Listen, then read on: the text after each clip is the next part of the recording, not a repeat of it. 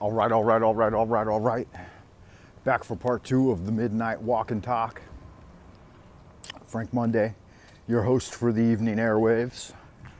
We have got rubbish and destruction everywhere. Here's a construction truck. Looks like I'm walking through a construction site. Oh, they will renovate these buildings, I guess. This happens. They probably just built all of these a year or two ago, and now they will rebuild them. And I've seen them renovated and rebuilt probably 5 times in 20 years since I've been here. Now more than that, 5 times in the first 10 years, and then another 5 after that, so 10 times.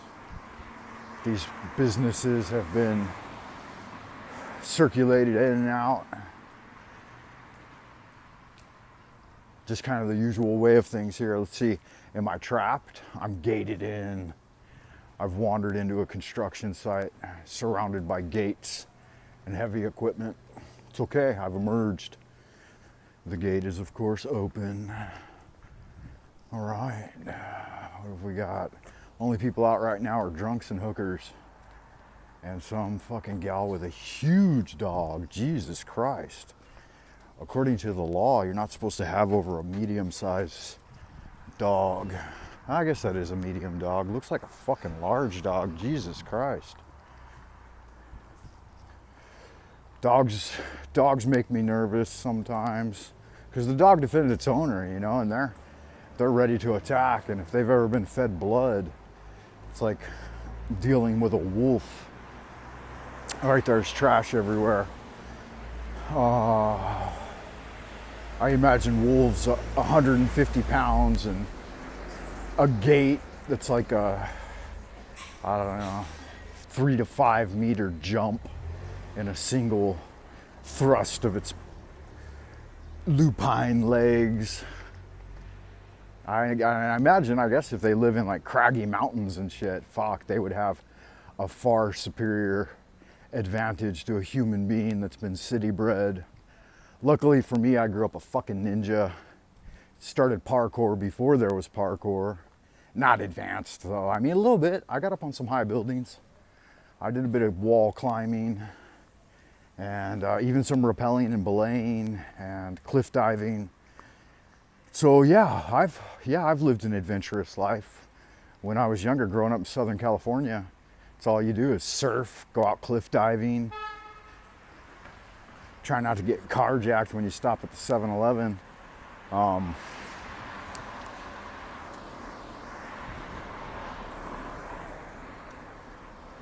Shit has changed over the years, you know. Beijing's no different than LA. Well, no, I take that back. Like Beijing's a gritty old city, like something maybe on the level of living in New York with a little more open skyline. Definitely, they have planned this city. Shit, the city's 1,000 years old, so it's been a hell of a lot better planned than any American city I've seen. But I haven't seen them all. I've seen New York, Boston, Los Angeles, San Diego, San Francisco. I guess in everything. Wow, I've seen most U.S. cities. Here's a whole group of fucking girls. I wonder if they're hookers. Only kind of gals that would be out at night.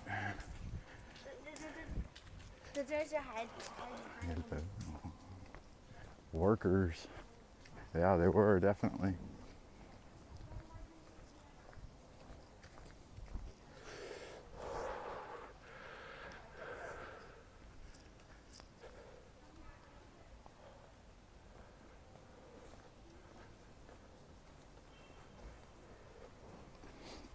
Well, that was a bit of a thrill. I haven't seen a little gaggle of hookers like that in a long time. That was cool. And here's another one too. I guess this is a brothel right here. Nice. It's been a long time since I've seen a brothel. It's always kind of exciting, you know. Of course, I'm not going to go in there.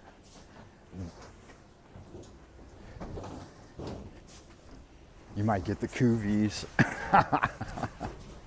That last fucking girl was cute though. That she kind of took me for a spin a little bit there. The first two were fat and ugly, but the one at the end, there were three, two up front and one in the back.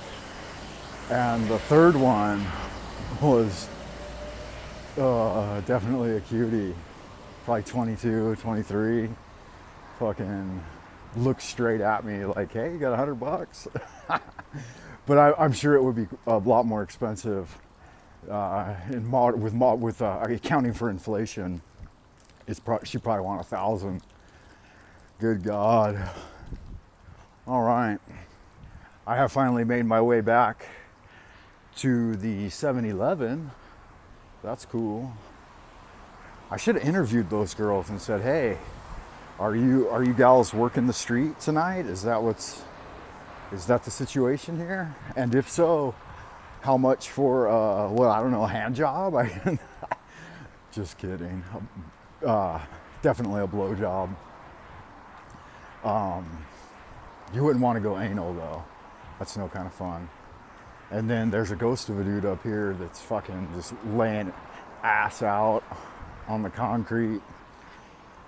Whew, that feels like the old city. There you go, walking down a little bit of the ghetto district of Beijing. Kind of refreshing. I haven't been out and walked around, and the city has changed so much. It used to be that every single intersection was just riddled with brothels. And I used to worry about, the whole fucking bottom floors and shit. And I used to worry about raising kids in an environment where it was all hookers and gangsters hanging out. I figured, if you have a daughter, she'll become a hooker. If you have a son, he'll become a gangster. And they cleaned up the city, turned it into a supermax.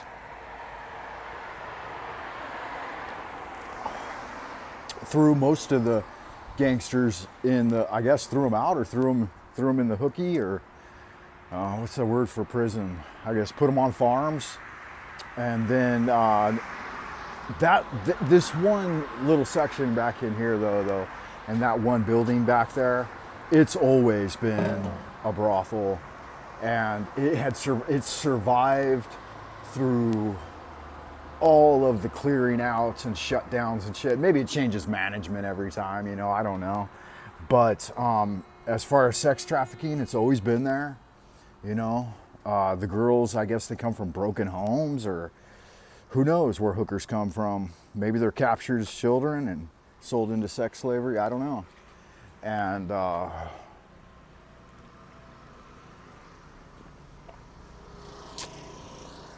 that's what always baffled me when I first arrived and saw how many whorehouses there were in this hood right here, this little ghetto, this slum. And I always wondered, where do the girls come from? I never went in and talked to them or asked them. I mean, not much. I asked, how much is a massage, and I think I got a couple different massages, and they offered, the hand job, the blow job, or whatever. And I didn't, not my thing, I don't need to pay for sex. I like the intimacy of finding a gal and engaging in the chemistry of the secret operation of the chemical wedding of Christian Rosenkreutz. The great work. But, curiosity leads you in. It's fun to ask.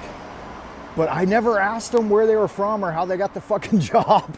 I'm in there interviewing hookers. Hey, where are you from? How did you get this job? How long have you been doing this? Wow, you're really good at that. I did have now this is an interesting, it's a true story, an anecdote, and I'll tell you. Because it's kind of cute. I mean, it's enough to make a man proud.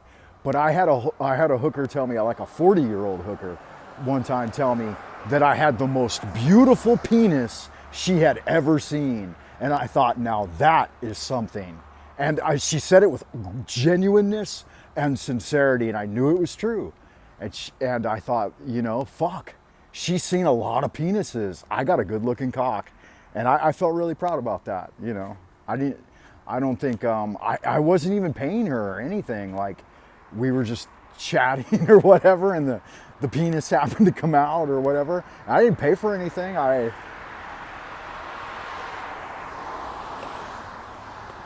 But I received that compliment, And I think I got a blowjob to boot. So fuck, win-win, you know? Yeah, this is the kind of talk you get when you come out with Frank Monday walk and talk, midnight walk and talk. Y'all good looking sexy people, stay real, stay happy, fucking maintain, hold down TV land, hold down the fort, because I'm coming home one day. I'm coming home in the future.